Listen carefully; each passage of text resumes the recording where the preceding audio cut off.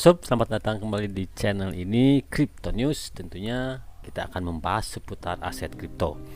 Oke, seperti yang kita ketahui bahwa Pi Network itu berjalan di atas jaringan blockchain, teman-teman ya. Begitupun dengan aset kripto lain seperti Bitcoin, Ethereum, Dogecoin, apalagi banyak ya koin-koin lain yang memang berjalan di atas jaringan blockchain atau teknologi internet, teknologi blockchain ini.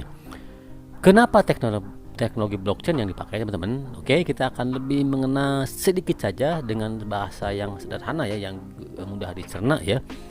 Blockchain itu kalau boleh dibilang, teman-teman, yaitu buku untuk mencatat setiap transaksi ya.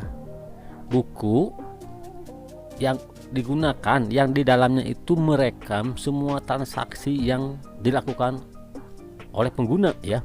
Tetapi buku ini tentu bukan buku seperti halnya buku tulis itu ya, yang kita ada transaksi kita tulis, tentu sangat jauh berbeda teman teknologinya ya.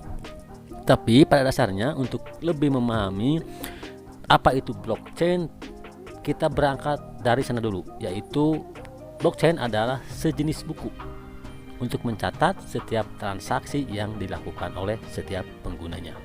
Nah, tentunya blockchain ini berada di internet, teman-teman ya. Dia suatu teknologi atau sistem penyimpanan data transaksi secara digital tentunya ya. Nah, apa sih kelebihan dari teknologi blockchain ini dibanding dengan teknologi penyimpanan data internet atau komputer atau penyimpanan data secara komputerisasi, teman-teman? Tentunya sangat jauh berbeda ya. Memang sama-sama secara internet misalnya, atau sama-sama secara komputerisasi nih, cara menyimpan data tradisional perbankan sekarang misalnya contoh ya.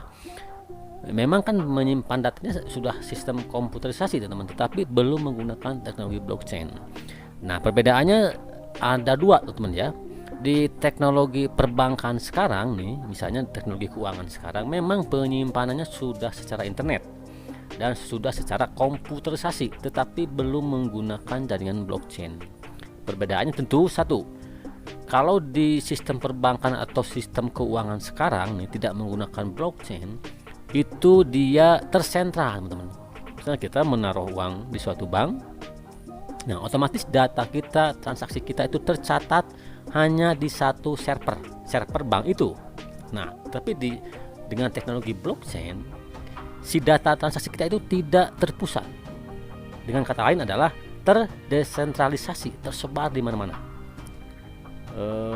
Di setiap jaringan komputer yang terhubung ke blockchain, kita bisa melihat setiap data transaksi yang pengguna lakukan di blockchain. Tentunya tidak bisa diakses karena kan ada public key. Nah, ya. Jadi itulah perbedaannya, teman. Di sistem perbankan sekarang tidak menggunakan blockchain, itu tentunya hanya tersentral di suatu server.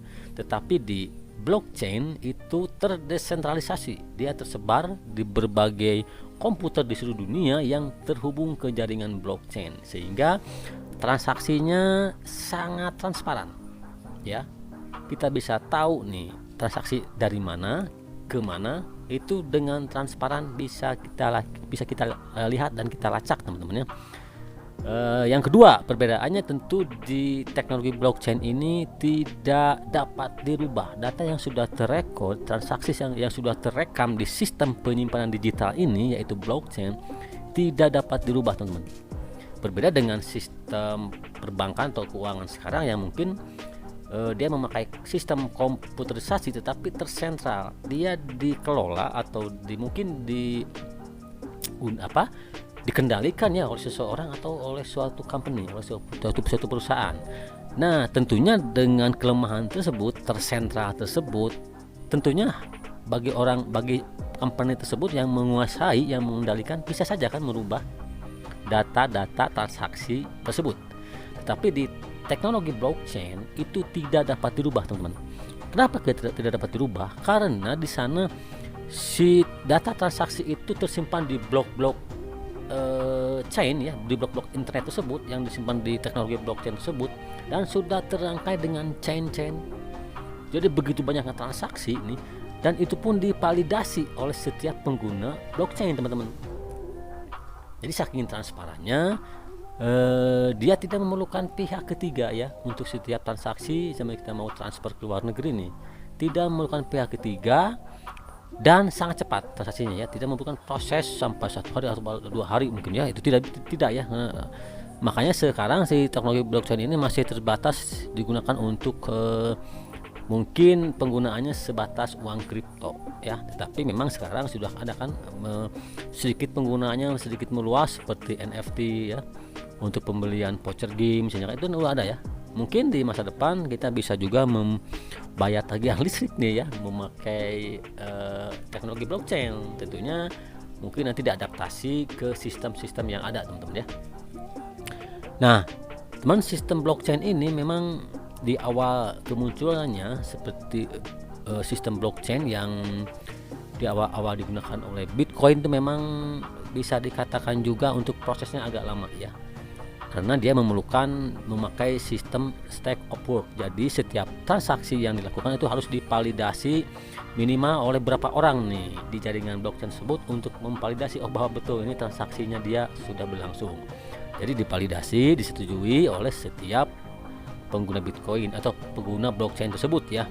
Makanya dulu kan si jaringan blockchain yang digunakan Bitcoin itu sampai saat sekarang pun memang untuk setiap transaksi per detiknya itu tidak begitu cepat, karena dia hanya mengakomodasi atau mengakomodir sekitar 100, sekitar di bawah 100 ya per transaksi per second. Nah semakin berkembangnya teknologi, tentu sekarang ada jaringan blockchain yang menggunakan sistem SCP atau Stellar Consensus Protocol.